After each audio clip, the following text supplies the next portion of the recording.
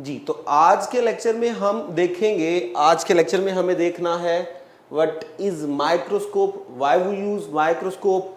एक हमें कंपैरिजन करना है एनिमल और प्लांट सेल का, जिसकी बेस पे हम ये आइडेंटिफाई करेंगे कि कौन कौन से स्ट्रक्चर एनिमल सेल्स में हैं, कौन कौन से स्ट्रक्चर प्लांट सेल्स में हैं, कौन से ऐसे स्ट्रक्चर हैं जो दोनों में कॉमन है, कौन से ऐसे स्ट्रक्चर हैं जो दोनों में नहीं है। तो ज्यादातर आपको वो चीजें याद रखनी है जो एक में तो हो दूसरे में ना हो।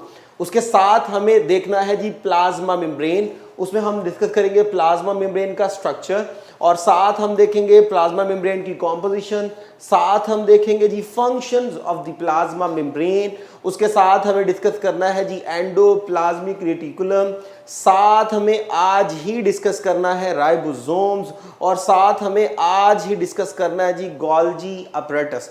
तो ये जो हम डिस्कस करने जा रहे हैं यूनिट्स, ये सारी वो वाली बातें होंगी जो आपके यूएचएस के सिलेबस में गिवन है। सो हम यूएचएस के सिलेबस को फॉलो करके आपको जो है वो क्या कर रहे हैं, लेक्चर डिलीवर कर रहे हैं। सो आज जो पहला हमारा टॉपिक है इसका वो है जी माइक्रोस्कोप। तो आइए जी स्टार्ट करते हैं विद माइक्रोस्कोप। माइक्रोस्कोप, अब माइक्रोस्कोप को पढ़ने से पहले आपको यह पता होना चाहिए व्हाई वी यूज माइक्रोस्कोप। सो उससे पहले आपको याद रखिएगा एक टर्म आनी चाहिए, और वो टर्म होती है हमारे पास resolution. Resolution of human eye. So human eye जो है can differentiate between 2 points which are 1 mm apart। तो स्टूडेंट अगर कोई दो पॉइंट जो है वो इतने दूर है, तो इन दो पॉइंट्स के दरमियान हमारी आई जो है वो क्लियरली क्या कर सकती है, डिफरेंशिएट कर सकती है इफ दे आर 1 mm अपार्ट। लेकिन अगर डिस्टेंस उससे भी कम है तो हमारी आई उसको आसानी के साथ ऑब्जर्व नहीं कर सकती। तब हमें क्या करना पड़ता है, तब हमें माइक्रोस्कोप को क्या करना पड़ता है, यूज करना पड़ता है। सो रेजोल्यूशन की बिहाफ पर अगर तो ऐसा है कि आपकी नेकेड आई इजीली उसे ऑब्जर्व कर रही है, दैट्स वेरी गुड। लेकिन अगर ऐसा है you are unable to observe that by your using your naked eye, तो फिर आपको क्या करना पड़ता है, आपको माइक्रोस्कोप यूज करना पड़ती है। अब माइक्रोस्कोप में हम क्या करते हैं, माइक्रोस्कोप करती है enlarge, making enlarge image of a minute object। तो एक चीज बहुत ही ज्यादा छोटी है, उस छोटी चीज को बहुत बड़ा करके दिखाने के लिए जो इंस्ट्रूमेंट हम यूज करते हैं उसे हम क्या बोलते हैं, माइक्रोस्कोप यूज करते हैं। सो इसलिए माइक्रोस्कोप को यूज किया जाता है। हम पढ़ रहे हैं सेल, सेल तो बहुत ही छोटा होता है। Cell is the smallest unit of your body, building block of your body. तो उसको ऑब्जर्व करने के लिए हमें फिर क्या यूज करना पड़ती है, माइक्रोस्कोप, क्योंकि हम अपनी नेकेड आई से उसको नहीं ऑब्जर्व कर सकते। तो जब हम माइक्रोस्कोप को यूज करते हैं ऑब्जर्व करने के लिए उस छोटी ऑब्जेक्ट को, तो हमें देखना होगा कि माइक्रोस्कोप है कितनी तरह की। तो माइक्रोस्कोप्स हमारे पास दो तरह की होती है। एक को आप बोलते हो लाइट माइक्रोस्कोप, लाइट माइक्रोस्कोप, और एक को हम क्या बोलते हैं, एक को हम बोलते हैं electron microscope. Electron microscope. So ये दो माइक्रोस्कोप हैं जो हम क्या करते हैं जी, यूज करते हैं to observe a tiny object. अब जरा गौर कीजिए, एक तरफ लाइट माइक्रोस्कोप है, एक तरफ इलेक्ट्रॉन माइक्रोस्कोप है, तो क्या इनमें किसी किस्म का कोई डिफरेंस है? डेफिनेटली बहुत ज्यादा डिफरेंस है। जो लाइट माइक्रोस्कोप है ये तो आपने अक्सर देखी है अपनी लैब्स के अंदर, आप यूजुअली यूज करते हो, आप आसानी के साथ उसे कैरी भी कर लेते हो और लैब्स में बड़ी आसानी के साथ उसे क्या करते हो, यूज भी कर लेते हो। लेकिन जो इलेक्ट्रॉन माइक्रोस्कोप होती है एक मैसिव ऑब्जेक्ट है जिसको कैरी करना जो है वो बहुत ज्यादा मुश्किल है। बहुत बड़ा इसका क्या होता है, सेटअप होता है, और बड़े स्पेशल जो बंदे होते हैं जो हाईली क्वालिफाइड होते हैं, हाईली स्किल्ड होते हैं, वही इसको क्या करते हैं, यूज करते हैं। और साथ स्पेसिफिक कंप्यूटर्स, सुपर कंप्यूटर साथ क्या किए जाते हैं, अटैच किए जाते हैं। सो आइए जी जरा अगर हम इनमें डिफरेंस में जाएं कि इन दोनों में डिफरेंस क्या है, तो आपके सिलेबस के मुताबिक जो मेजर डिफरेंस है वो आपको पता होने चाहिए। एक तरफ मैं लिखता हूं जी लाइट माइक्रोस्कोप और दूसरी तरफ मैं लिखता हूं इलेक्ट्रॉन माइक्रोस्कोप, और हम इन दोनों का कंपैरिजन कर रहे हैं। तो क्या क्या पॉइंट्स आपको इनके कंपैरिजन में पता होने चाहिए। नंबर 1, याद रखिएगा लाइट माइक्रोस्कोप में क्या होगा, beam of light is used. तो यहां पे क्या होता है, बीम ऑफ लाइट को यूज किया जाता है। और अगर मैं बात करूं इलेक्ट्रॉन माइक्रोस्कोप को, तो यहां पे क्या होगा, beam of electron is used here. तो पहला डिफरेंस इनमें क्या हो गया, एक में बीम ऑफ लाइट यूज की जा रही है और एक बीम ऑफ इलेक्ट्रॉन दूसरे में यूज की जा रही है। नेक्स्ट आपको यह पता होना चाहिए कि इनकी रेजोल्यूशन पावर कितनी है। रेजोल्यूशन पावर अगर मैं पहले की आऊं, resolution power with respect to light microscope, तो ये होती है जी आपके पास 2 माइक्रोमीटर।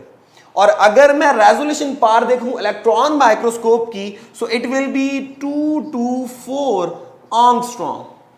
ठीक है जी, तो बहुत ज्यादा है इसकी। अगर हम देखें मैग्निफिकेशन पावर, मैग्निफिकेशन ये क्या होती है ये भी बताता हूं।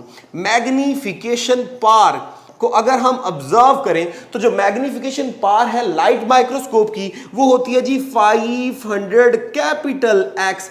X stands for times, so 500x stands for 500 times, यानी ये 500 गुना बड़ा करके दिखाती है। और अगर मैं बात करूं इसकी कि जी इलेक्ट्रॉन माइक्रोस्कोप की क्या है, सो इसकी जो मैग्निफिकेशन पावर है वो है जी 250,000, यानी 2.5 लाख एक्स।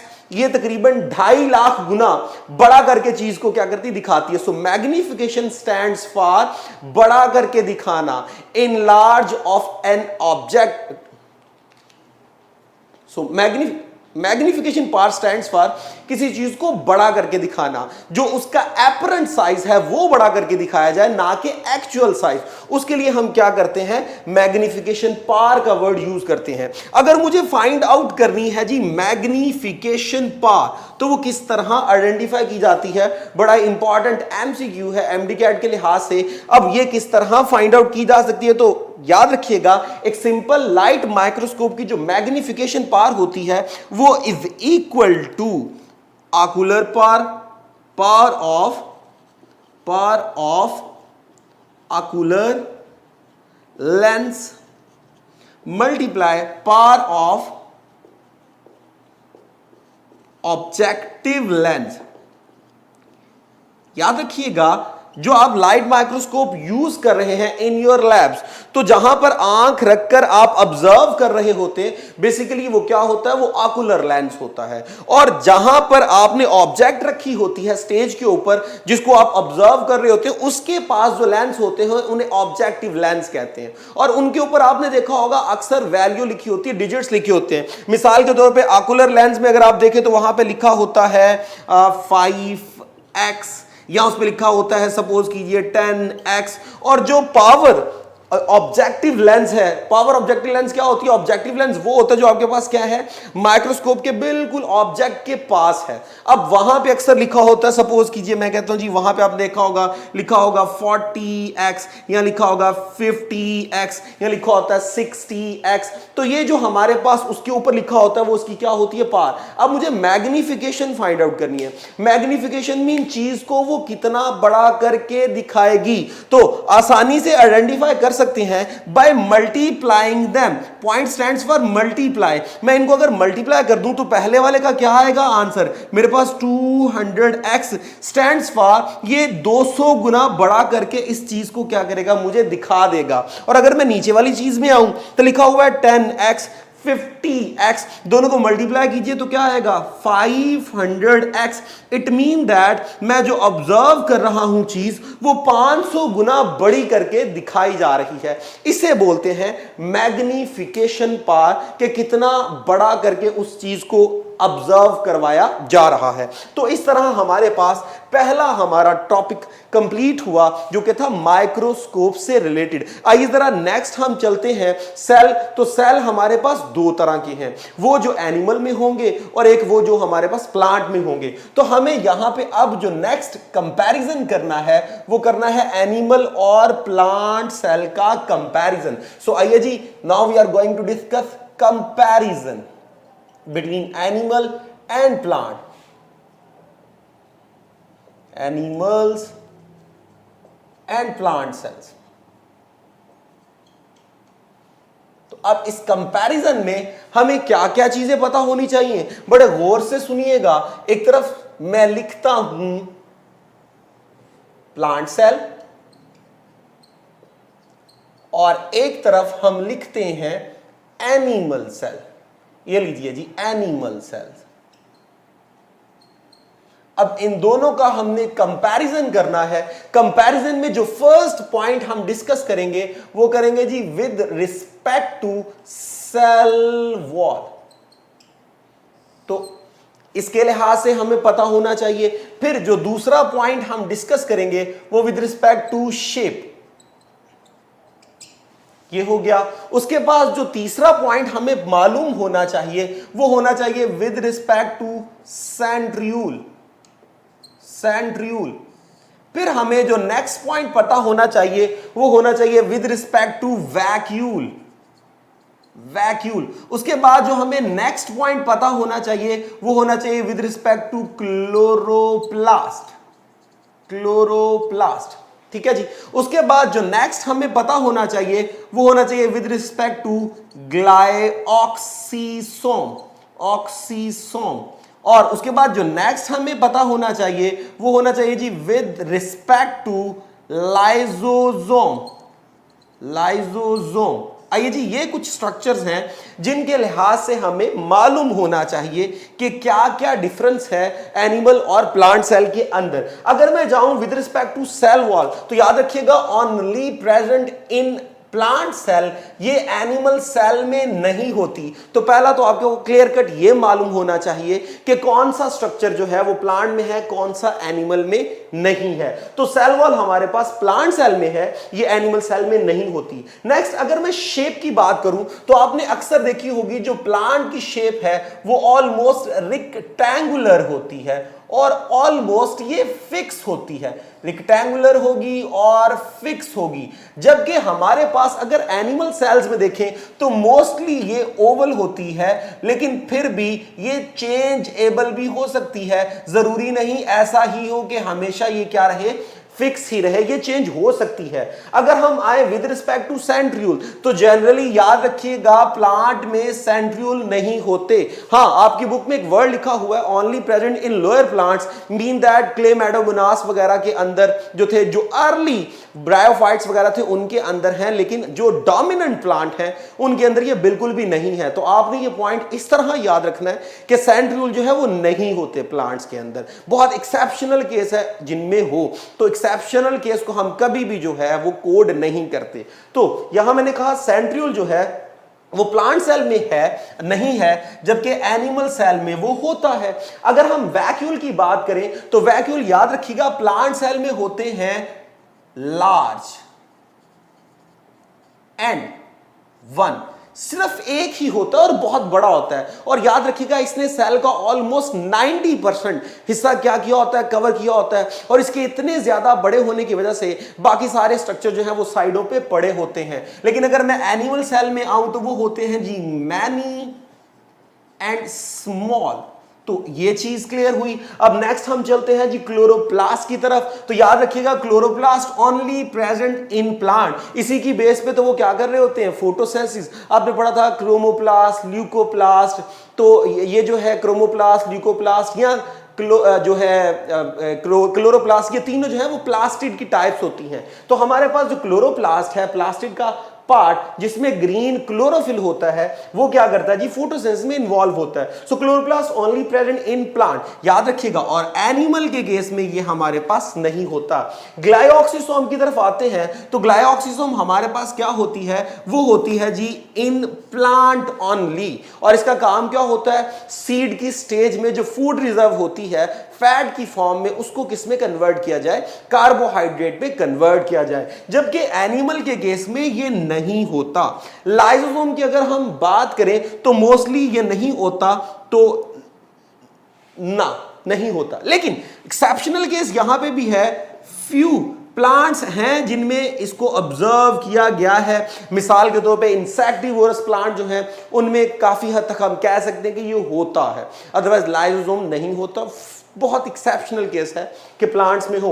एनिमल केस में तो ये कंफर्म होता है, क्योंकि इसी की बेस पे तो प्लांट क्या कर रहे होते हैं, एनिमल क्या कर रहे होते हैं, डाइजेशन का प्रोसेस परफॉर्म कर रहे होते हैं। तो ये कुछ जो थे हमारे पास कंपैरिजन के पॉइंट आपको पता होने चाहिए कि कौन कौन से स्ट्रक्चर हैं। इसके अलावा बाकी स्ट्रक्चर मैं इसलिए डिस्कस नहीं कर रहा क्योंकि वो दोनों तरफ होते हैं। मैं माइटोकॉन्ड्रिया की बात करूं दोनों तरफ होगा, गोल्गी apparatus की बात करूं दोनों तरफ होगा, एंडोप्लाज्मिक रेटिकुलम की बात करूं दोनों तरफ होगा, साइटोस्केलेटन की बात करूं दोनों तरफ है, प्लाज्मा मेम्ब्रेन की बात करूं दोनों तरफ है। तो वो पॉइंट जो है वो डिस्कस करने की जरूरत नहीं है। जो मेन पॉइंट बनते हैं वो आपको मालूम होने चाहिए कि ये जो है इन दोनों के दरमियान जो है वो किस में कौन सा स्ट्रक्चर है, कौन सा स्ट्रक्चर नहीं है। तो ये आपके पास कंपैरिजन वाला पोर्शन कंप्लीट हुआ। नेक्स्ट हम स्टार्ट करने जा रहे हैं फर्स्ट स्ट्रक्चर को, और वो है हमारे पास प्लाज्मा मेम्ब्रेन, जिसे आप सेल मेम्ब्रेन के नाम से भी याद करते हो। अब जरा देखिएगा, प्लाज्मा मेम्ब्रेन में अगर मैं चलूं तो प्लाज्मा मेम्ब्रेन के लिए मैं एक बड़ा आसान सा लफ्ज ये भी लिख सकता हूं कि it is all about envelope of cell. तो असल में ये सेल का क्या होता है, एक इन्वेलप होता है जो उसकी प्रॉपर क्या कर रहा होता है, कवरिंग कर रहा होता है, उसको बाउंड किए हुए है ताकि उसे एक स्पेसिफिक क्या दी जाए, शेप दी जाए। ओके जी, अगर हम देखें इसकी लोकेशन कि ये होती कहां है, तो लोकेशन डेफिनेटली, क्योंकि सेल दो तरह का है, एनिमल का और प्लांट का, तो हमें देखना है कि ये कहां पर होती है। In case of animal cells, in animal याद रखिएगा ये होती है हमारे पास आउटर मोस्ट। लेकिन अगर मैं बात करूं with respect to plant cell, तो याद रखिएगा ये है आफ्टर सेल वॉल। तो जो प्लांट का सबसे बाहर वाला स्ट्रक्चर होता है वो सेल वॉल होती है, और उसके बाद नंबर किसका आता है, प्लाज्मा मेम्ब्रेन का। जबकि एनिमल के केस में जो सबसे बाहर होती है वो कौन सी होती है, प्लाज्मा मेम्ब्रेन। आइए जी जरा हम नेक्स्ट इसकी कॉम्पोजिशन की तरफ चलते हैं। तो कॉम्पोजिशन में इसकी जो चीजें हैं मेन, उनकी परसेंटेज आपको एग्जैक्ट आनी चाहिए, भूलनी नहीं चाहिए। आइए जी कौन कौन सी चीज यहां पे शामिल है। नंबर 1 इज लिपिड, इसके अंदर होती है। नंबर 2 इज प्रोटीन, इसके अंदर होती है। नंबर 3 इज कार्बोहाइड्रेट, इसके अंदर होती है। और जो है थोड़ी मिकदार में कोलेस्ट्रॉल होता है which is the part of lipid, तो इसलिए मैंने उसे सेपरेट नहीं लिखा। आइए जरा लिपिड की तरफ चलते हैं। तो लिपिड हमारे पास होती है जी 20 to 40%, और हमारे पास जो प्रोटीन होती है वो होती है 60 to 80%, और जो हमारे पास कार्बोहाइड्रेट होती है वो होती है इन स्मॉल कॉन्सेंट्रेशन। अब यहां पे मैं आपको बताता चलूं कि कार्बोहाइड्रेट जब भी हमें डिस्कस करना है तो हमें पता होना चाहिए कि कार्बोहाइड्रेट किस फॉर्म में होगा। तो स्टूडेंट, कार्बोहाइड्रेट प्लाज्मा मेम्ब्रेन की सरफेस के ऊपर दो फॉर्म में होता है। या तो वो होगा ग्लाइकोलिपिड की फॉर्म में, ग्लाइकोलिपिड स्टैंड्स फॉर जिसमें वो लिपिड के साथ अटैच होगा, या वो होगा किस फॉर्म में, ग्लाइकोप्रोटीन की फॉर्म में, यानी जिससे वो क्या होगा जी, प्रोटीन के साथ अटैच होगा। सो कार्बोहाइड्रेट हमारे पास दो फॉर्म में होगा, ग्लाइकोलिपिड और ग्लाइकोप्रोटीन, और मोस्टली क्या होते हैं, सेल की सरफेस के ऊपर होते हैं। और नेक्स्ट जो हमारे पास पास रह गया लिपिड और प्रोटीन। तो एमसीक्यू का पॉइंट बड़ा इंपॉर्टेंट आपने याद रखना है, जो लिपिड है इसके अंदर एक इसकी आपकी पता होगा एक कोलेस्ट्रॉल भी होता है, कोलेस्ट्रॉल जो इसकी क्लासिफिकेशन में आता है। तो लिपिड का एक पार्ट है कोलेस्ट्रॉल। कोलेस्ट्रॉल याद रखिएगा सिर्फ और सिर्फ होता है हमारे पास यूकैरियोटिक प्लाज्मा मेम्ब्रेन में, ये प्रोकैरियोटिक प्लाज्मा मेम्ब्रेन में नहीं होता। तो ये एमसीक्यू भी बन सकता है कि which one of the following only present in eukaryotic cell. तो आपको मालूम होना चाहिए कि कोलेस्ट्रॉल जो होता है वो यूकैरियोटिक सेल में होता है, वो प्रोकैरियोटिक सेल में नहीं होता। तो ये हमारे पास जो थे वो कॉम्पोजिशन में ये चीजें शामिल हैं। आइए जरा देखते हैं ये चीजें किस तरह अरेंज होती हैं ताकि प्लाज्मा मेम्ब्रेन का एक प्रॉपर क्या बन सके, स्ट्रक्चर बन सके। यानी कि अब हम डिस्कस करने जा रहे हैं स्ट्रक्चर ऑफ प्लाज्मा मेम्ब्रेन। तो आइए जी स्ट्रक्चर की तरफ चलते हैं। स्ट्रक्चर में जो फर्स्ट हमें डिस्कस करना होगा वो है जी unit membrane model, unit membrane model. और जो दूसरा हमें डिस्कस करना होगा वो होगा हमारे पास fluid mosaic model, fluid mosaic model. ये जो है वो चीजें हमें यहां पे क्या करनी है, डिस्कस करनी है। The first one is unit membrane model. अब यूनिट मेम्ब्रेन बड़ा प्रिमिटिव मॉडल था, बहुत पुराना मॉडल है। अब इस मॉडल के मुताबिक हमारे पास क्या होगा, दो क्या होती हैं जी, प्रोटीन्स की लेयर होंगी। ये मेरे पास जो मैंने ब्लू कलर की बनाई ये है जी प्रोटीन जो कि है आउटर, ये है प्रोटीन सॉरी ये है जी मेरे पास आउटर प्रोटीन, और ये मेरे पास क्या होगी, इनर प्रोटीन। तो ये दो प्रोटीन्स की मेरे पास क्या है जी, लेयर्स हैं। और इन प्रोटीन्स के अंदर जो है वो लिपिड बायलेयर होगी, यानी दो लेयर्स की क्या होंगी, लिपिड होगी। इस तरह का स्ट्रक्चर जो था वो फर्स्ट टाइम बताया गया by the unit membrane model. अब याद रखिएगा ये जो लिपिड बायलेयर मैं यहां पे बना रहा हूं ये बाय नेचर जो होगी वो हाइड्रोफोबिक होगी, और ये आउटर और इनर में जो मुझे प्रोटीन दिखाई दे रही है ये हाइड्रोफिलिक बाय नेचर होगी। तो ये पॉइंट भी आपको याद रखने चाहिए कि जो प्रोटीन है वो हाइड्रोफिलिक है और जो लिपिड है वो आपके पास क्या है, हाइड्रोफोबिक। अब स्टूडेंट याद रखिएगा according to this model protein जो है वो कॉन्टिन्यूअस है। आउटर साइड पे प्रोटीन थ्रू आउट चलेगी, इनर साइड पे प्रोटीन थ्रू आउट चलेगी। आउटर प्रोटीन एक्सटर्नल एनवायरनमेंट को फेस कर रही है और इनर प्रोटीन जो है वो साइटोप्लाज्म को फेस कर रही है, और दोनों के दरमियान में बिल्कुल क्या नजर आ रहा है आपको, ये प्लाज्मा मेम्ब्रेन के दरमियान में यहां पे दो प्रोटीन के दरमियान आपको नजर आ रहा है जी लिपिड। और ये बिल्कुल जो मॉडल है वो सैंडविच से रिजेंबल कर रहा है, इसलिए इसे सैंडविच मॉडल भी कहते हैं कि प्रोटीन जो है वो सैंडविच की तरह जो है वो दो लिपिड्स की लेयर को क्या किए हुए है, अपने अंदर कंटेन किए हुए हैं। तो ये पहला जो था वो मॉडल था। फिर with the passage of time जब ज्यादा जो था वो ऑब्जर्व किया गया with the help of electron microscope, तो पता चला ये जो है वो इतना ठीक नहीं है। तो ठीक कौन सा था, आइए जो ठीक है उस तरफ चलते हैं। ठीक है जी, हमारे पास फ्लूइड मोज़ेक मॉडल। अब फ्लूइड मोज़ेक मॉडल क्या कहता है, ये कहता है जी protein is embedded, protein is embedded between lipid bilayers, lipid bilayers यानी दो लिपिड्स की लेयर्स के दरमियान प्रोटीन एम्बेडेड होती है, ना कि कॉन्टिन्यूअस होती है। यानी कि मैं ये कह सकता हूं protein is not continuous, is not continuous. तो ये बात आपको याद रखनी है। पहले वाला कह रहा था प्रोटीन कॉन्टिन्यूअस है, लेकिन अब की बार ये जो कह रहा है वो कह रहा है प्रोटीन कॉन्टिन्यूअस नहीं है, बल्कि क्या है जी, protein is embedded between lipid bilayer just like a mosaic manner. अब जरा चेक कीजिएगा, मैं कहता हूं यहां पे मेरे पास ये मैं बना रहा हूं जी लिपिड बायलेयर। ये लिपिड बायलेयर के मॉलिक्यूल्स मैं आपके सामने स्केच कर रहा हूं। ये लीजिए प्लाज्मा मेम्ब्रेन को आइडेंटिफाई करने के लिए इसके अंदर ये देखिए जी यहाँ करके ये मैंने एम्बेडेड कर दी क्या, प्रोटीन। फिर इसी तरह कॉन्टिन्यूअस मैनर में क्या चलेगी, कॉन्टिन्यूअस मैनर में फिर चल रही है लिपिड, और फिर कहीं जाके क्या हो जाएगी, एम्बेडेड हो जाएगी प्रोटीन। फिर क्या है जी मेरे पास, कॉन्टिन्यूअस मैनर में चल रही है लिपिड, कहीं जाके एम्बेडेड हो जाएगी क्या, प्रोटीन। तो इस तरह लगातार लिपिड कॉन्टिन्यूअस मैनर में चलती रहती है और वहां पे मुख्तलिफ डिस्टेंस के साथ, रेगुलर इंटरवल्स के साथ क्या होती है जी, प्रोटीन एम्बेडेड होती है। अब यहां पे ये जो मैंने रेड वाली बनाई ये है प्रोटीन, तो चेक कर लीजिए एम्बेडेड है। ये जो मैंने बनाई ये मेरे पास है लिपिड।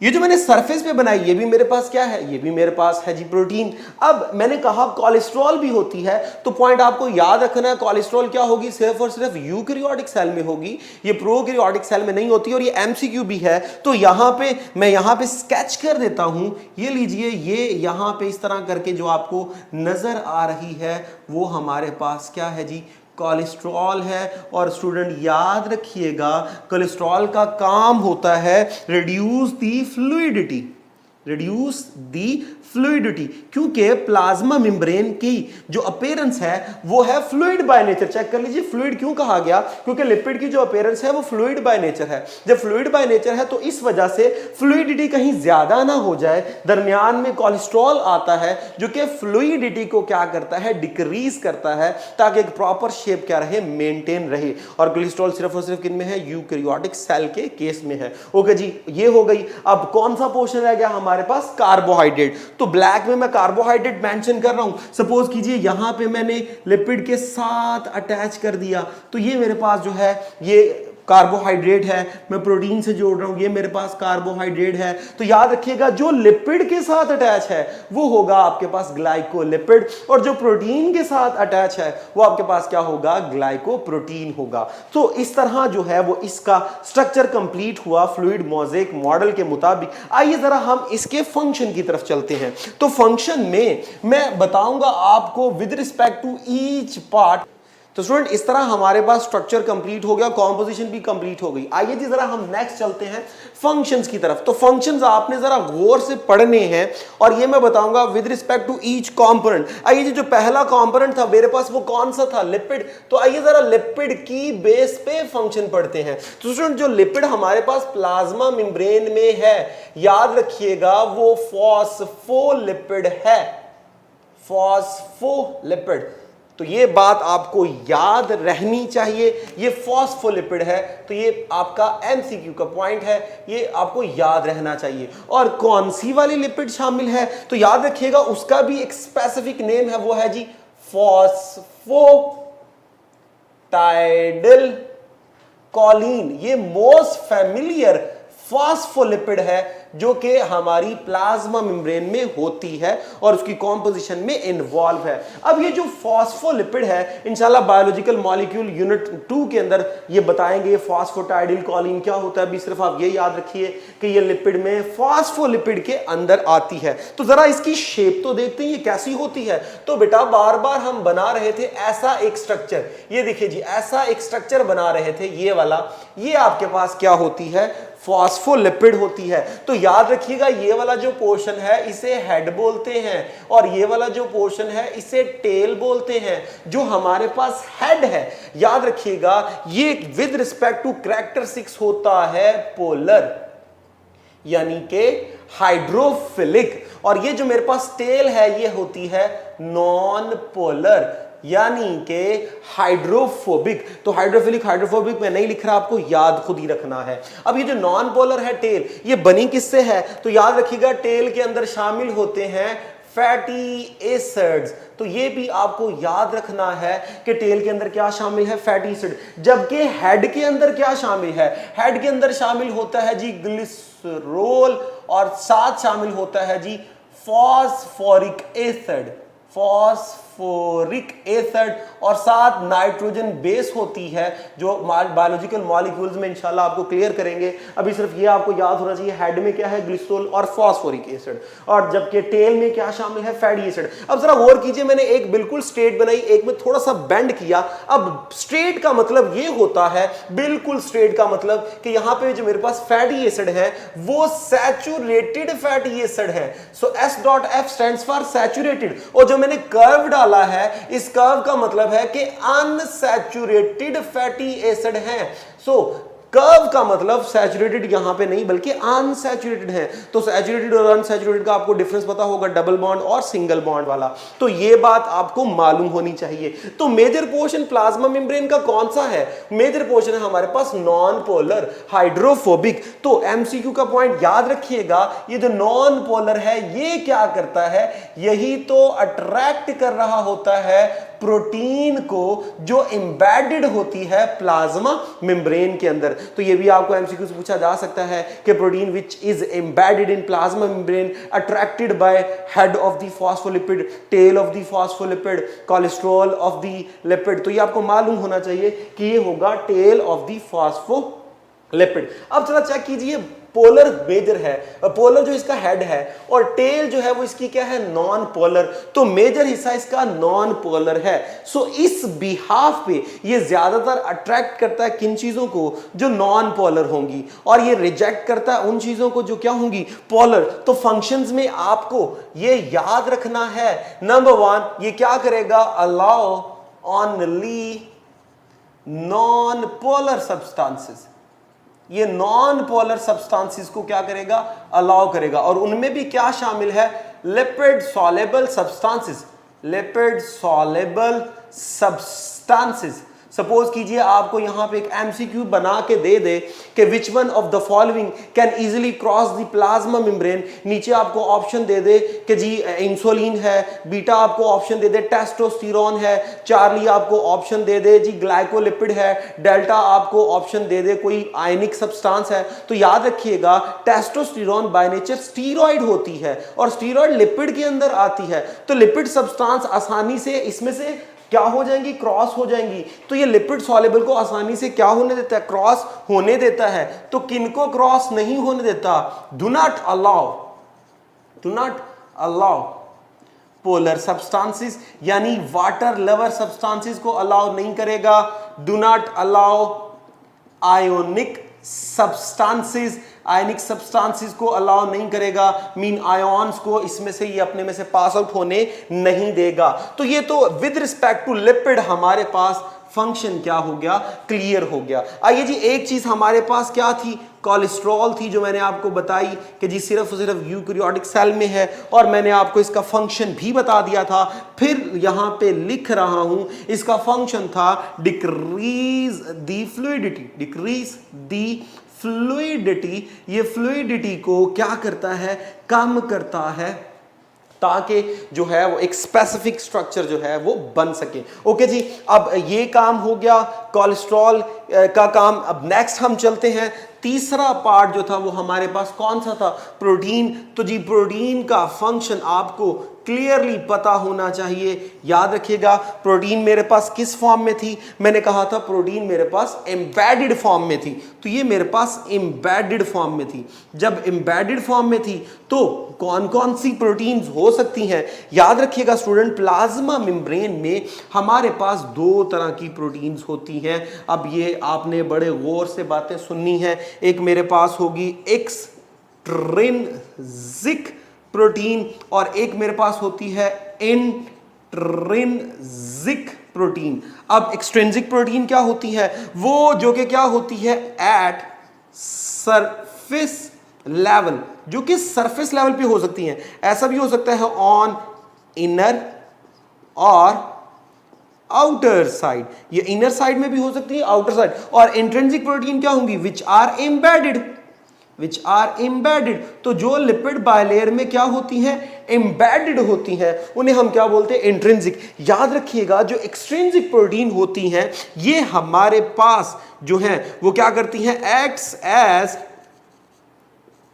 एंजाइम या रिसेप्टर। आप अक्सर बातें बोलते हो कि जी चीज जो है वो सेल की सरफेस पे रिसेप्टर के साथ अटैच होगी, या जैसे आपने याद हो आपने एसिटाइल कोलिन जो था वो पढ़ा था, जब वो रिलीज होता है न्यूरोट्रांसमीटर के तौर पे, तो हम कहते थे जी प्री से निकलकर पोस्ट साइनेप्टिक मेम्ब्रेन के रिसेप्टर पे अटैच होगा। तो जो प्लाज्मा मेम्ब्रेन की सरफेस के ऊपर जो रिसेप्टर होते हैं अक्सर उनमें क्या होती हैं? एक्सट्रिंसिक प्रोटीन होती हैं, और कभी कभी ये एंजाइम का भी काम करती हैं। लेकिन जो इंट्रिंसिक प्रोटीन है ये क्या करती हैं? बात आपने गौर से सुननी है। मेक चैनल्स या तो ये चैनल्स बनाती हैं या मेक कैरियर प्रोटीन्स। तो यहां ये क्या करती हैं, कैरियर प्रोटीन्स बना रही होती हैं। तो इस तरह हमारे पास इंट्रिंसिक प्रोटीन जो है वो कैरियर प्रोटीन और चैनल प्रोटीन बना रही हैं, जबकि जो एक्सट्रिंसिक प्रोटीन है वो मेरे पास क्या कर रही है, एंजाइम और रिसेप्टर बना रही है। अब ये थोड़ा बच्चों को प्रॉब्लम हो जाती है, एक्सट्रिंसिक कहां पे है, इंट्रिंसिक कहां पे है। तो अगर आपको अभी थोड़ी देर पहले हमने एक स्ट्रक्चर बना के दिखाया था, उस स्ट्रक्चर को मैं दोबारा स्केच आपके सामने कर रहा हूं, गौर से देख लीजिएगा। यहां पे मैं जो बना रहा हूं ये प्रोटीन मैंने एम्बेडेड बना दी आपके सामने, उसके बाद फिर मैंने कॉन्टिन्यूअस मैनर में लिपिड बनाना शुरू कर दी और अचानक मैंने यहां पे इस तरह करके क्या कर दी जी, एक और प्रोटीन एम्बेडेड कर दी। इस तरह मैं कॉन्टिन्यूअस मैनर में लिपिड ऐड करता जा रहा हूं। फिर थोड़े वक्फे के बाद मैंने क्या किया, ऊपर वाली जानिब ये देखिए जी एक प्रोटीन ऐड कर दी। तो ये स्ट्रक्चर आप पीछे देख चुके हैं। अब याद रखिएगा ये वाली जो मेम्ब्रेन आपको नजर आ रही है, ये वाली जो प्रोटीन आपको नजर आ रही है, ये आपके पास है इंट्रिंसिक प्रोटीन जो टोटली आपको थ्रू आउट क्रॉस करती हुई नजर आ रही है। जबकि ये जो सरफेस लेवल पे है, ऊपर वाली सरफेस के ऊपर या नीचे वाली सरफेस के ऊपर, ये मेरे पास क्या होती है, एक्सट्रिंसिक प्रोटीन्स होती हैं। तो मैंने कहा ये दो काम करती हैं, कौन सा, ये मेक चैनल्स और मेक कैरियर। आइए जरा इनकी तरफ चलते हैं, मेक चैनल्स और मेक कैरियर। लेकिन इससे पहले कि ओवरऑल अगर प्रोटीन को देखें तो क्या काम करेगी, याद रखिएगा प्रोटीन जो है वो मेजर जो दरमियान वाला प्रोटीन का पोर्शन होगा वो यहां पे वो वाले अमाइनो एसिड होंगे जो कि क्या है, हाइड्रोफिलिक। प्रोटीन ज्यादातर क्या होती हैं, हाइड्रोफिलिक होती हैं। तो दरमियान वाला जो हिस्सा है प्रोटीन्स का वो ज्यादातर वो होगा जहां हाइड्रोफिलिक अमीनो एसिड अरेंज होंगे और एक स्पेसिफिक क्या बनाएंगे, पाथवे बनाएंगे। जब पाथवे बनाएंगे तो ये जो इंट्रिंसिक प्रोटीन है ये क्या करेगी, ये करेगी अलाउ टू पास सब्सटेंसेस। तो ये सब्सटेंस को पास होने देगी, उनका एक स्पेसिफिक पाथवे बनाएगी। अब कौन कौन सी सब्सटेंस पास हो सकती हैं, याद रखिएगा पोलर सब्सटेंसेस। अब पोलर यहां पे क्रॉस नहीं हो रही थी, यहां पोलर क्रॉस हो सकती हैं, यानी वाटर सॉल्युबल सब्सटेंसेस और आयनिक सब्सटेंसेस आसानी से क्रॉस हो सकती हैं। आयोन्स वगैरह सेल के अंदर जाने वो यहां से क्रॉस हो जाएंगे। एक और चीज याद रखिएगा, यहां पे कौन सी और चीज जो है, याद रखिएगा वाटर यहां पे इजीली क्रॉस हो जाता है, CO2 क्रॉस हो जाती है और O2 इजीली क्रॉस हो जाती है। ये इजीली क्रॉस हो जाती है क्योंकि इनके जो साइज हैं वो क्या होते हैं, छोटे होते हैं। लेकिन अगर एक बड़ी सब्सटेंस है वो क्रॉस नहीं हो पाएगी। लेकिन अगर उसकी जरूरत है सेल के अंदर तो तब प्रोटीन इन्वॉल्व होगी, जो कि क्या होगी, इंट्रिंसिक प्रोटीन इन्वॉल्व होगी, जो उस बड़ी सब्सटेंस को या पोलर सब्सटेंस को या आयनिक सब्सटेंस को अंदर ले जाने में क्या होगी, इन्वॉल्व होंगी। तो मैंने कहा यहां पे कौन इन्वॉल्व थे, चैनल प्रोटीन और कैरियर प्रोटीन। तो आइए जरा उस तरफ चलते हैं। एक तरफ मैंने कहा क्या था, चैनल्स प्रोटीन जो कि इंट्रिंसिक के ही आगे पार्ट है, और एक तरफ मेरे पास क्या है जी, कैरियर प्रोटीन, कैरियर प्रोटीन। तो अब इन तीन प्रोटीन्स के अंदर, दो प्रोटीन्स के अंदर क्या क्या है, जो चैनल प्रोटीन होती हैं ये क्या करती हैं, make a pathway, make a pathway. इन्होंने एक स्पेसिफिक पाथवे बनाया है, चीजें क्रॉस हो रही हैं। जैसे यहां पे सपोज कीजिए मैं कहता हूं यहां दरमियान में पाथवे है, चीजें आ जा रही हैं। आपने एग्जांपल सुनी होगी सोडियम गेट्स की, सोडियम गेट्स या चैनल, आपने सुना होगा पोटाशियम गेट्स या चैनल। तो वो आसानी के साथ प्रोटीन चैनल जो है वो क्या कर रहा है, चीजों को अलाउ कर रहा है। और याद रखिएगा ये काम करता है मोस्टली पैसिव मैनर में, पैसिव मैनर में, mean from high concentration to low concentration आसानी से चीजें गुजर जाती हैं विदाउट यूजिंग एनर्जी। जबकि जो कैरियर प्रोटीन है इनमें क्या होगा, ये एक स्पेसिफिक पाथवे नहीं बना रही होती, ये होती है open from one and close from other.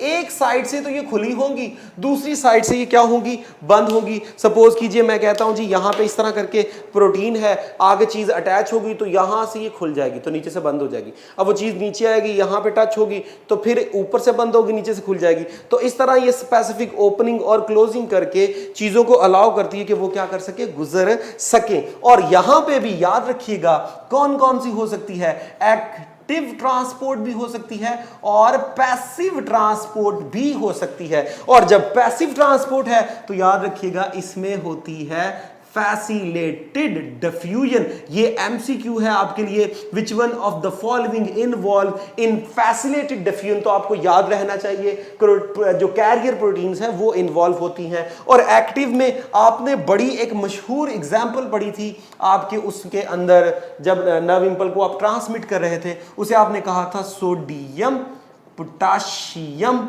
Pump. तो आपको याद होगा वो एक साइड से खुलता था और सोडियम पोटाशियम को दूसरी साइड पे खोल के दूसरी साइड पे लेके जाता था। तो वो एक साइड से खुलता था, एक साइड से बंद, फिर एक साइड से खुलता था, फिर एक साइड से बंद। तो वो जो पंप है, वो पंप याद रखिएगा वो एक्टिव मैकेनिज्म पे चल रहे होते हैं।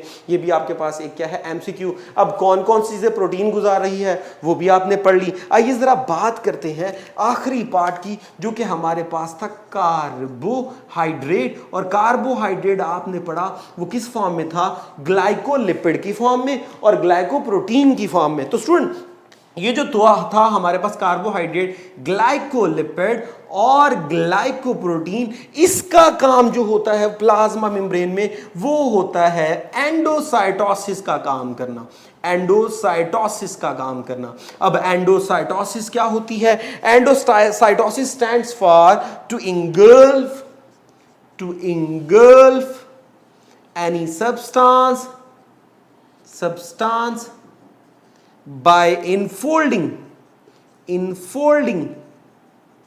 Plasma membrane. सो प्लाज्मा मेम्ब्रेन का अपने आप को इनफोल्ड करके बाहर से किसी चीज को अंदर लेके जाना, ये क्या कहलाता है? एंडोसाइटोसिस कहलाता है। और याद रखिएगा जब एंडोसाइटोसिस होगी, प्लाज्मा मेम्ब्रेन किसी चीज को अंदर लेके जा रही है तो सराउंडिंग से उसे क्या करेगी, इंगल्फ करने के लिए मेम्ब्रेन उसकी सराउंडिंग में प्रॉपर मैनर में क्या करेगी, अरेंज करेगी। तो जब अरेंज करेगी, सपोज ये है, मैं कहता हूं जी यहां पे उसने अरेंज करना शुरू किया, करते करते करते इस तरह करके वो उसको अंदर ले आई। तो अंदर करके ये देखें जी चीज को मेम्ब्रेन अंदर ले आई।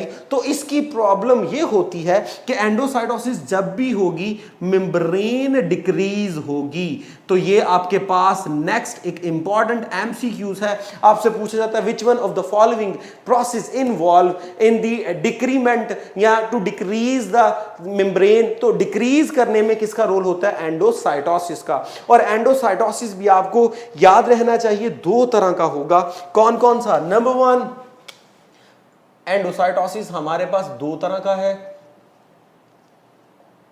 Number one, phagocytosis. Number two, pinocytosis.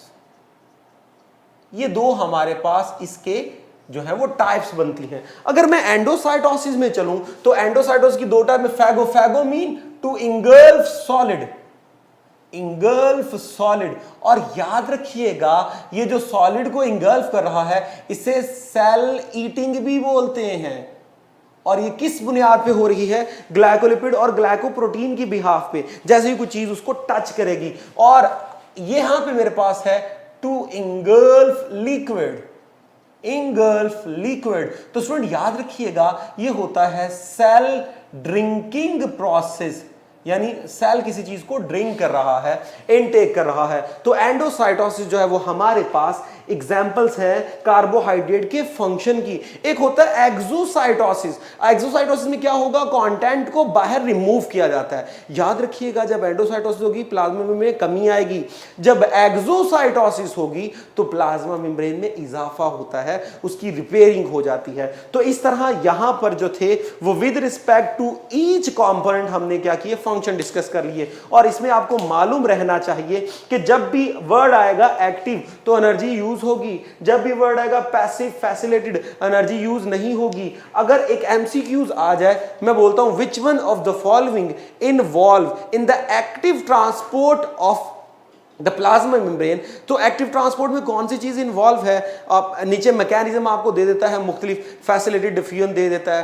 Passive transport दे देता है, एंडोसाइटोसिस या एंडोसाइटोसिस दे देता है आपको, और साथ डेल्टा में कोई और चीज दे देता है। तो याद रखिएगा जो एंडोसाइटोसिस है वो भी बाय नेचर एक्टिव है, इसमें एनर्जी यूज होती है। तो एक्टिव ट्रांसपोर्ट भी एनर्जी यूज करेंगे, और एंडोसाइटोसिस, फैगोसाइटोसिस, पिनोसाइटोसिस, ये सारे जो है वो भी क्या करते हैं, एनर्जी को प्रॉपर मैनर में यूज करते हैं। तो इस तरह हमारे पास जो था वो प्लाज्मा मेम्ब्रेन का कंपोनेंट खत्म हुआ, जिसमें मैंने हर एक का फंक्शन आपको डिटेल में डिस्कस कर दिया। आइए जी नेक्स्ट जो हम डिस्कस करेंगे वो है जी एंडोप्लाज्मिक रेटिकुलम। Endoplasmic reticulum. तो स्टूडेंट याद रखिएगा, जो मेरे पास यहां पे मैंने वर्ड लिखा है endo, endo stands for inside, endo stands for inside, plasmic stands for cytoplasm, reticulum stands for channels. तो इसका मतलब यह हुआ कि मुझे डेफिनेशन ही बताई जा रही है इस लाइन के अंदर कि ये क्या है, चैनल्स ऑफ नेटवर्क, या नेटवर्क ऑफ चैनल्स ज्यादा बेहतर है, network of channels with in cytoplasm. तो साइटोप्लाज्म के अंदर जो चैनल्स होंगे, जो पाथवे होंगे, उनके सिस्टम को हम क्या बोलते हैं, एंडोप्लाज्मिक रेटिकुलम। अब स्टूडेंट याद रखिएगा, मैंने कहा इन साइटोप्लाज्म, तो साइटोप्लाज्म कहां होता है, साइटोप्लाज्म कहते हैं जी प्लाज्मा मेम्ब्रेन के अंदर स्टार्ट हो गया और न्यूक्लियर इन्वेलप से पहले पहले खत्म हो गया, यानी उसकी बाउंड्री है from plasma membrane to nuclear membrane. तो बिल्कुल इसी तरह इसकी भी एक्सटेंशन क्या होगी, ये होगी जी extend from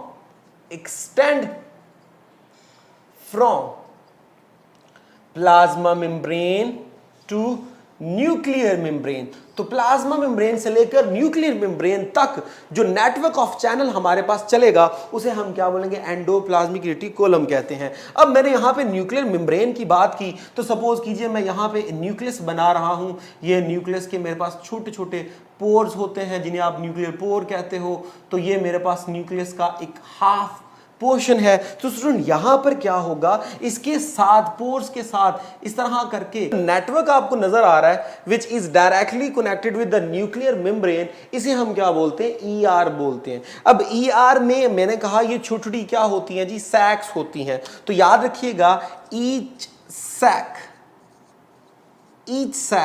noun as, each channel, each sac known as cisternae, जिसके अंदर स्पेसिफिक कंटेंट होगा ताकि मेटाबॉलिज्म किया जाए। अगर हम इन सिस्टर्नीज की मॉर्फोलॉजी देखें तो विद रिस्पेक्ट टू मॉर्फोलॉजी हमारे पास दो तरह की अपीयरेंस देंगी, एक जिन्हें आप बोलते हो SER और एक जिसे आप बोलोगे RER, rough endoplasmic reticulum, smooth endoplasmic reticulum. अब रफ का क्या है जी, बेसिकली कॉन्सेप्ट ये होता है जी ग्रैनुलर, यानी दानेदार। अब ये ग्रैनुलर क्यों होगा, बेसिकली यहां पे होंगे राइबोसोम्स प्रेजेंट।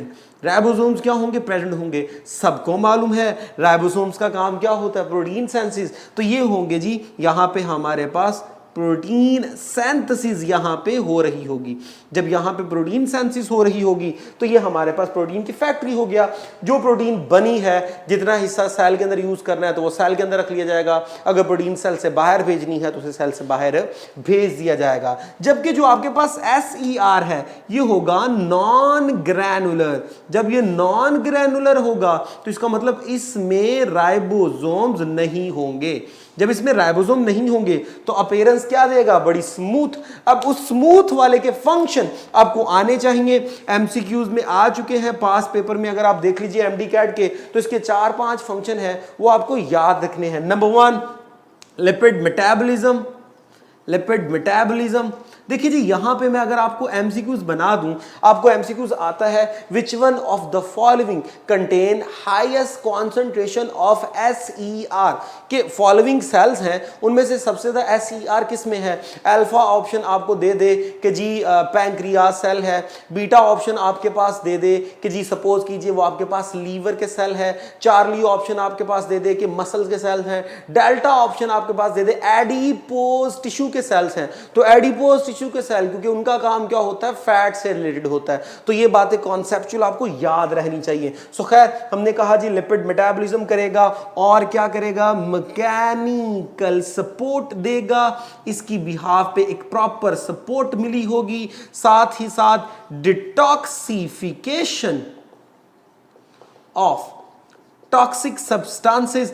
तो यहां पे एक और एमसीक्यूज बन सकता है। आपने सेकंड ईयर में पढ़ा था कि जो हमारे पास होता है लीवर, वो डिटॉक्सिफिकेशन करता है, तो इसका मतलब उसके अंदर SER बहुत ज्यादा होंगे। याद रखिएगा, help in muscle contraction, in muscle contraction. अब किस तरह मसल कॉन्ट्रैक्शन में हेल्प करता है स्टूडेंट, आपको याद होगा जब आपने पढ़ा था कॉन्ट्रैक्शन मसल की, तो वहां पे आपने पढ़ा था कि कैल्शियम आयन इन्वॉल्व होते हैं। कैल्शियम आयन जितने ज्यादा होंगे मसल कॉन्ट्रैक्शन उतनी ज्यादा, कैल्शियम आयन जितने कम होंगे मसल कॉन्ट्रैक्शन उतनी कम होगी। तो असल में वो जो मसल कॉन्ट्रैक्शन का रोल है वो कैल्शियम से रिलेटेड है। तो कैल्शियम का जो रेजर्वायर था आपने पढ़ा था सार्कोप्लाज्म रेटिकुलम, यानी एंडोप्लाज्म रेटिकुलम किसका, उसका मसल्स का। वो बाय नेचर क्या होता है, स्मूथ जो है वो एंडोप्लाज्म रेटिकुलम है, जो कैल्शियम वगैरह को वहां पे क्या कर रहा होता है, स्टोर कर रहा होता है। ट्रांसमिशन ऑफ नर्व इंपल्स में ये इन्वॉल्व होता है, ट्रांसमिशन ऑफ नर्व इंपल्स, और साथ ही साथ ट्रांसपोर्ट करना चीजों को। सो ट्रांसपोर्ट ऑफ मैनी सब्सटेंसेस, उनमें भी जो है वो SER का अच्छा खासा क्या होता है, रोल होता है। तो आपको हर फंक्शन अच्छे तरीके से याद रहना चाहिए। तो इस तरह हमारे पास एंडोप्लाज्म रेटिकुलम कंप्लीट हुआ। आइए जी नेक्स्ट टॉपिक की तरफ चलते हैं। Ribosome. Ribosome discovered by pallid, discovered by pallid 1955, pallid, ठीक है जी। और राइबोसोम जो है टाइनी पार्टिकल्स होते हैं, या तो ये अटैच होंगे विद RER, या फिर ये क्या होते हैं, साइटोप्लाज्म में फ्री स्टेट में होते हैं। और अगर हम इनकी कॉम्पोजिशन देखें तो स्टूडेंट राइबोसोम के अंदर हमारे पास दो मेन चीजें होती हैं। ये मेरे पास राइबोसोम है, तो राइबोसोम में मेरे पास दो चीजें होंगी, एक तो होगा 50% RNA और 50% क्या होगी जी, प्रोटीन होगी। तो यहां पे ये बात आपको याद रखनी है कि जो RNA होगा वो कौन सा होगा, राइबोसोमल RNA होगा। अब देखिए जरा, यहां पे मेरे पास RNA है और प्रोटीन है, दोनों है, तो इसी बिहाफ पर इसको हम बोलते हैं राइबो न्यूक्लियो प्रोटीन पार्टिकल। तो ये बात आपको याद रखनी है कि why ribosome known as ribonucleoprotein particle due to the presence of RNA as well as protein. Okay, तो ये था राइबोसोम। अगर हम राइबोसोम के अंदर फर्दर चलें तो याद रखिएगा, राइबोसोम में हमारे पास दो सब यूनिट्स होते हैं, राइबोसोम्स सब यूनिट्स। तो दो सब यूनिट से मिलकर बनता है। अब जो बातें करने जा रहा हूं, MD कैट का पेपर जितने मर्जी सालों का निकाल लीजिए, भरा पड़ा है। हर साल इसमें से बात लाजमी पूछी जाती है कि वो दो सब यूनिट कौन से हैं। एक स्टूडेंट होता है लार्जर सब यूनिट और एक होता है स्मॉलर सब यूनिट। जो लार्जर सब यूनिट है वो होता है जी 60S 40F in case of eukaryote, और मिलता है, दोनों आपस में मिलते हैं तो बनता क्या है जी 80S। S stands for Svedberg, जो कि सेंट्रीफ्यूगेशनल यूनिट है। स्टूडेंट अक्सर परेशान होते हैं जी 60 और 40 मिलके 100 क्यों नहीं हुआ, 80 क्यों रह गया, 20 वेस्ट हो गया होगा। तो स्टूडेंट हम सेंट्रीफ्यूगेशन की बात करें, जब दोनों आपस में अटैच होंगे तो एक दूसरे के ऊपर ओवरलैप होंगे, जिसकी वजह से डेंसिटी में क्या आ जाता है, डिफरेंस आ जाता है।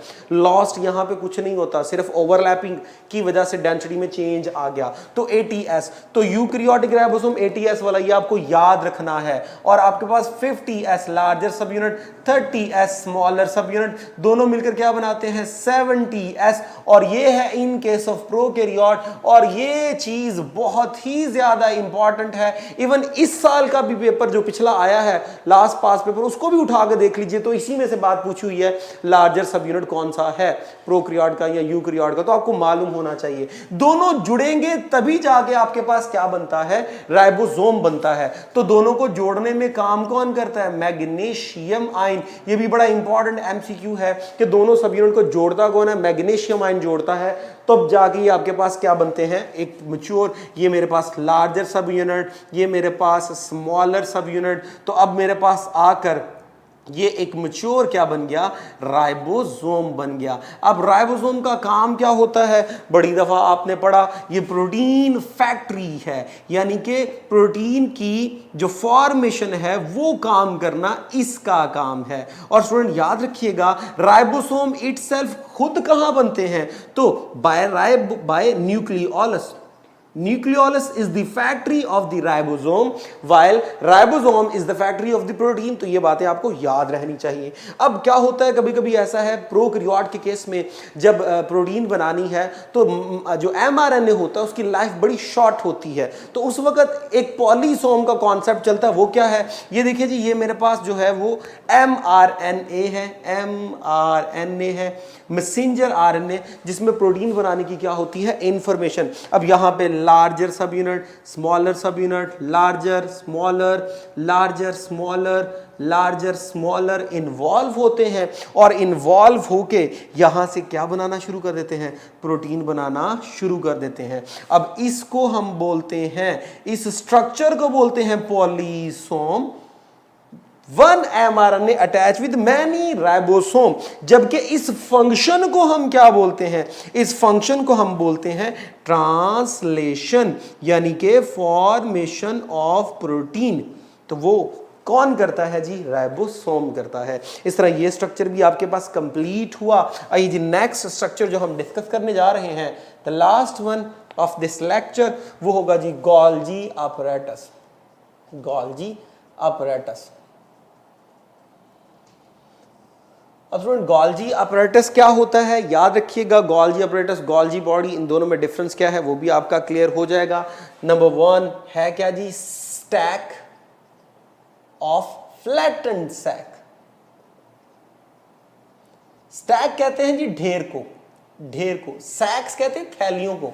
तो फ्लैटेंड यानी पिच की हुई थैलियां होती हैं और एक दूसरे के ऊपर पड़ी होती हैं, उससे जो हमारे पास स्ट्रक्चर बनता है उसे आप क्या बोलते हो, गोल्जी अपैरेटस बोलते हो। अब जरा यहां पे बात आपने गौर से सुननी है। ये मेरे पास एक जो है वो क्या है जी, सैक। ये मेरे पास एक और क्या है जी, सैक। ये देखिए जी, मैं फ्लैटेंड बना रहा हूं, पिच की हुई है, ये मैं फ्लैटेंड सैक का क्या कर रहा हूं जी, स्ट्रक्चर बना रहा हूं। ये मैंने बनाया आपके पास डिफरेंट सैक्स। याद रखिएगा, ईच सैक, ये जो एक सैक है, हर सैक को हम क्या बोलते हैं, सिस्टर्नी। ठीक है जी। और याद रखिएगा, पीछे जो आपने पढ़ा एंडोप्लाज्मिक रेडियल कॉलम, उसमें भी क्या थे, सिस्टर्नीज। यहां पे भी क्या है, सिस्टर्नीज। तो गोल्जी अपैरेटस में ये जो हर एक सैक है, हर एक सैक को हम क्या बोलते हैं, सिस्टर्नी बोलते हैं। तो हर एक सिस्टर्नी, अब ये जो सारा सिस्टर्नी का कलेक्शन आपको नजर आ रहा है, इसे गोल्जी बॉडी बोलते हैं। क्या बोलते हैं जी, गोल्जी बॉडी।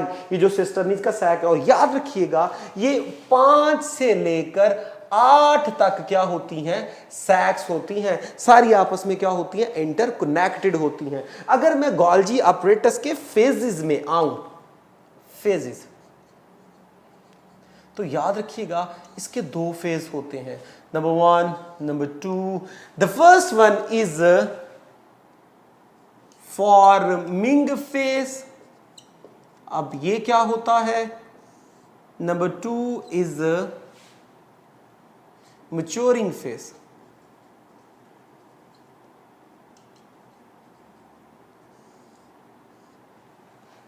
फॉर्मिंग फेज और मैच्योरिंग फेज। अब जरा ये बातें आपने गौर से सुननी है। जो फॉर्मिंग फेज होता है, आल्सो कॉल्ड सिस फेज, ये बात आपको याद रखनी है, सिस फेज।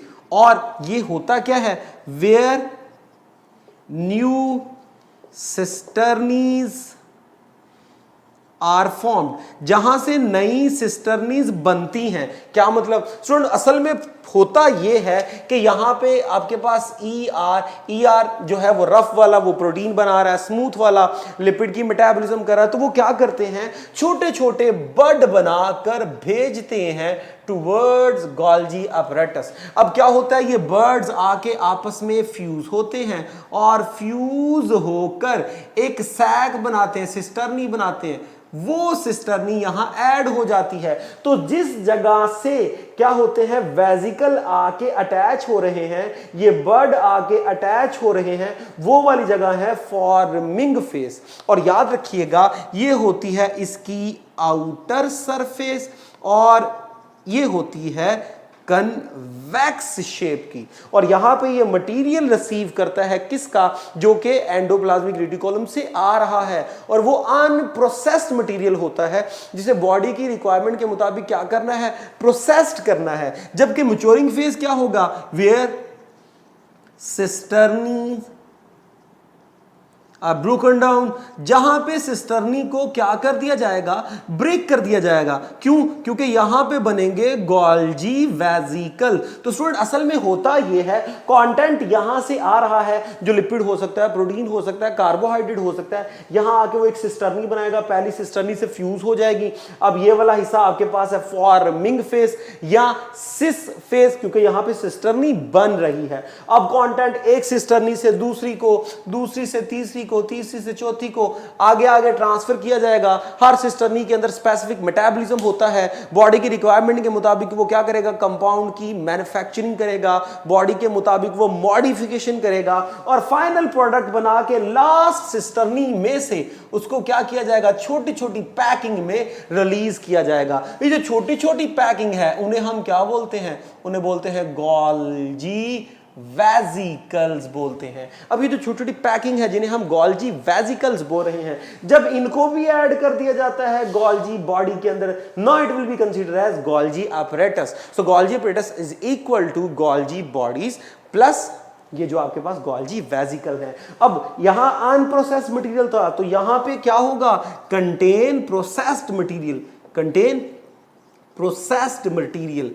और वो प्रोसेस मटेरियल क्या हो सकता है, डेफिनेटली वो बाय नेचर प्योर प्रोटीन हो सकती है, वो आपके पास ग्लाइको प्रोटीन हो सकती है, वो आपके पास ग्लाइको लिपिड हो सकती है, वो लिपोप्रोटीन हो सकती है, यानी जिन्हें आप कॉन्जुगेट मॉलिक्यूल कहते हो, ये वाली फाइनल बना के भेजना इस मैच्योरिंग फेज का काम होता है। और याद रखिएगा, जैसे इसका दूसरा नाम था सिस, इसका दूसरा नाम होता है ट्रांस। ये जो था वो कन्वेक्स था, तो ये जो होता है वो कनकेव होता है। इसके पास अनप्रोसेस्ड मटेरियल है, इसके पास प्रोसेस्ड मटेरियल है। तो अगर आप एक प्रॉपर फंक्शन देखें तो इसका प्रॉपर फंक्शन क्या है, इसका प्रॉपर फंक्शन है टू रिसीव, मॉडिफाई या प्रोसेसिंग, रिसीव करना, मॉडिफिकेशन करना, प्रोसेसिंग करना, प्रोसेसिंग एंड फाइनली क्या करना, पैकिंग करना। इसका काम है। जितनी भी आपकी बॉडी में सिक्रीशंस होती हैं, ग्लाइकोलिपिड ग्लाइकोप्रोटीन बाय नेचर होती हैं, मोस्टली ग्लाइकोप्रोटीन बाय नेचर, वो सिक्रीशन सारी बना के कौन दे रहा होता है, गोल्जी apparatus दे रहा होता है। आपकी बुक में एक एग्जांपल है जी, पैंक्रियाज, पैंक्रियाटिक जूस भेजता है, उसमें लाइपेज होता है, अमाइलेज होता है, ट्रिप्सिन होता है, वो सारे के सारे असल में कौन बना रहा था, गोल्जी apparatus। अब किस तरह बना रहा था, असल में कंटेंट था राइबोसोम से ईआर के पास आया, अब ईआर वो कंटेंट भेजता है गोल्जी apparatus के पास, और गोल्जी apparatus फिर उसकी क्या करता है, गोल्जी बॉडी के पास, और वो इसकी क्या करता है, गोल्जी वेजिकल की फॉर्म में पैकिंग करके रिलीज करता है। इस तरह उनके जो है वो क्या होती हैं जी, पाथवे जो है वो हमारे पास सिक्रीशंस का वो इस तरह का होता है। इससे पीछे आप राइबोसोम भी लिख सकते हैं कि राइबोसोम जो है वो भी तो बना के दे रहा होता है प्रोटीन वगैरह। तो इस तरह ये जो गोल्जी apparatus है, इसका फंक्शन हमारे पास कंप्लीट हुआ। इससे रिलेटेड कोई एमसीक्यूज आपसे पूछा जा सकता है, विच one of the following contain highest concentration of Golgi apparatus। Different तरह के सेल आपको दे देगा, आपने ढूंढना उनमें से कौन सा सेल है जो ग्लैंडुलर सेल है। जो ग्लैंडुलर सेल्स होगा डेफिनेटली उसके अंदर गोल्जी apparatus भी सबसे क्या होंगे, ज्यादा होंगे। और इसका बड़ा important point, glycolipid glycoprotein lipoprotein बनाना, ये भी इसका काम होता है। खैर, तो ये आज जो था वो इसकी समरी कंप्लीट हुई। तो आज का लेक्चर कंप्लीट हुआ, इजाजत दीजिए, thank you very much, Allah Hafiz.